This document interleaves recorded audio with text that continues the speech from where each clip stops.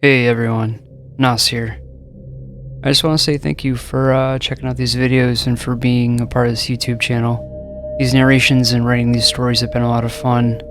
I have been shifting focus a bit on what I want to do in the future, and I think I'm going to be leaning more towards true crime stories and investigations, so hopefully they turn out well. This will be my last narration video for a while.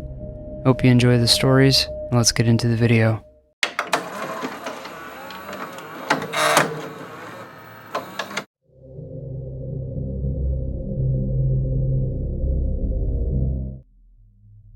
I went out with my wife and kids one day.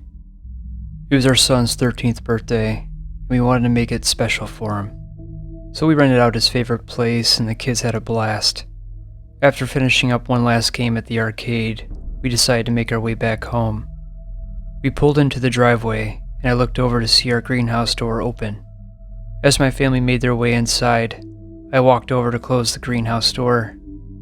I looked inside, and on the ground I saw candy wrappers and empty cans laying on the ground. I figured the kids were out there earlier playing like usual.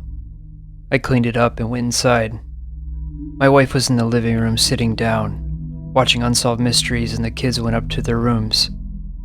I sat down and watched it with her for a bit before we decided to go to bed. We laid down and I mentioned to her that we should consider building a treehouse for the kids, so they wouldn't be using the greenhouse as a hangout spot. She laughed it off and asked why. I mentioned about the garbage being on the ground. She said they loved being in that greenhouse though. I smiled and agreed. We ended up falling asleep. Later that night I woke up. It was 2:23 a.m. and I heard what sounded like footsteps walking around upstairs. I got up out of bed and walked upstairs to see if the kids were still up. Both doors were closed with their lights turned off. I cracked their doors to make sure they were sleeping and both were in their beds. Confused, I figured maybe one of them had got up to use the bathroom or something, so I made my way back to the bed. The next morning I got up and got ready for the day. I went to the kitchen to make breakfast and open up the fridge to see all the canned drinks missing. Mind you, I bought 3 cases of them 2 days prior, and I really didn't think everyone would drink them so fast. The kids came down from their bedrooms and I said good morning. I brought up the drinks being almost out and they said they only had a few. I also mentioned about the garbage being in the greenhouse. They were both confused as I brought it up. They said they swear they haven't been in the greenhouse for a while. My son mentioned that candy was missing from his room. I started to get a little nervous at this point. My wife walked into the kitchen and asked what we were talking about. I explained to her about what was going on. She starts to get worried as well. I decided to walk upstairs and look around for something that might look out of the ordinary. The door to the attic wasn't fully closed. I opened the door and made my way up.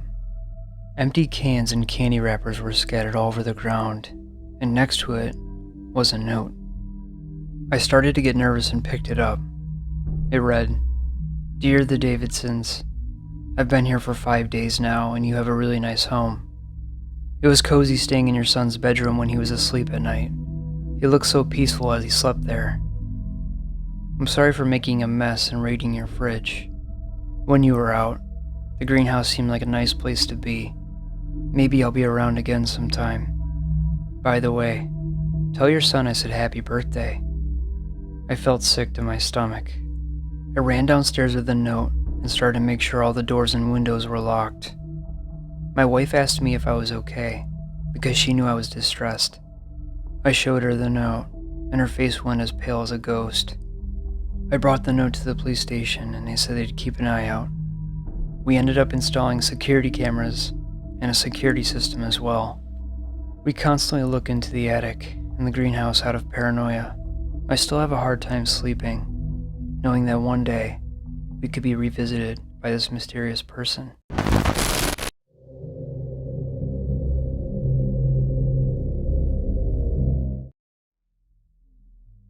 4 years ago, I was a drummer in a touring band.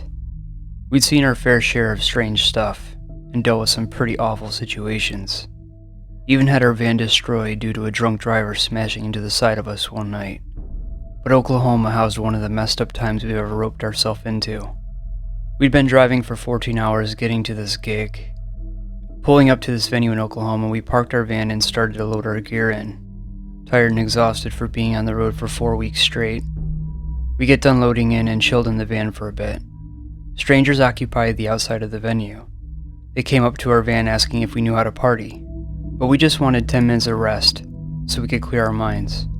I told them to buzz off, but they paid no mind to that. And while these people were chatting our ears off, this person walks up to our van.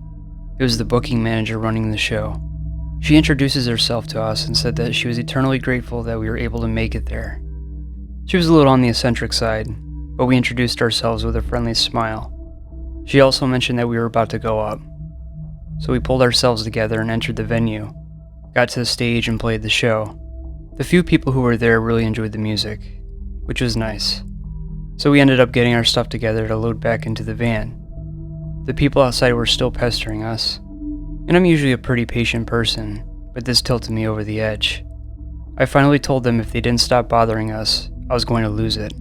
They backed off and we finished up packing. The booking manager walked out and gave us what little money we made that night.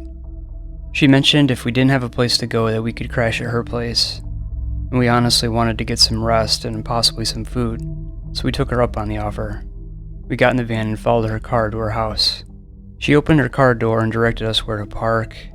The place wasn't much and reeked of cat pee, but we were grateful to have a place to stay. As we walked in, the lights were on, and a group of people were sitting on the couch watching mindless YouTube videos. We said hey to all of them, and they all just looked at us.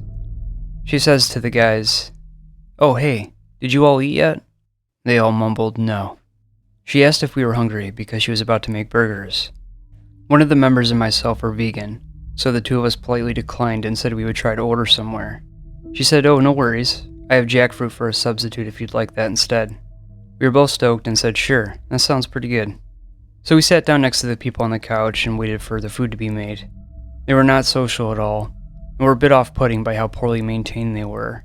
They were watching a video about Jeffrey Dahmer, and I just sat there and watched it with them.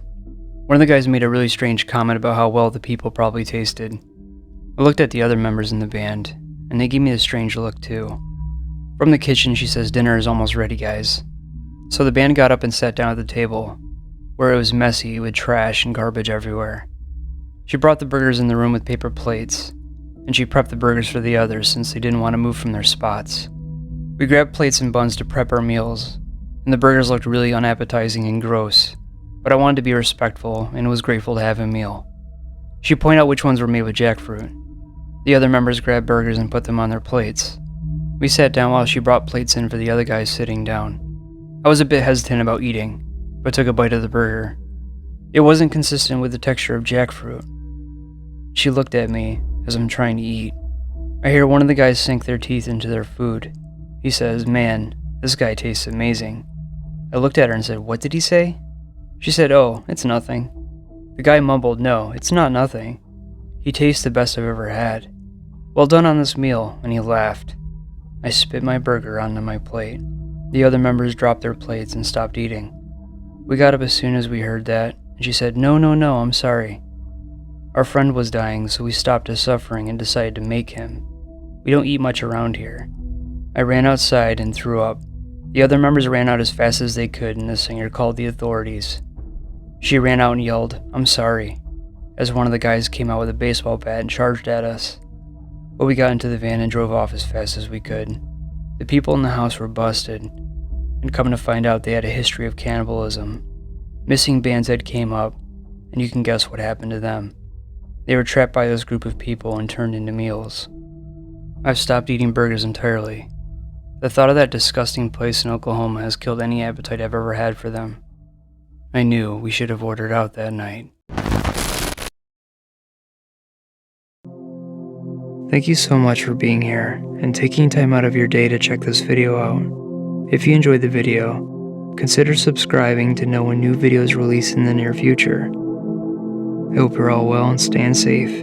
Thanks again, and I'll see you soon.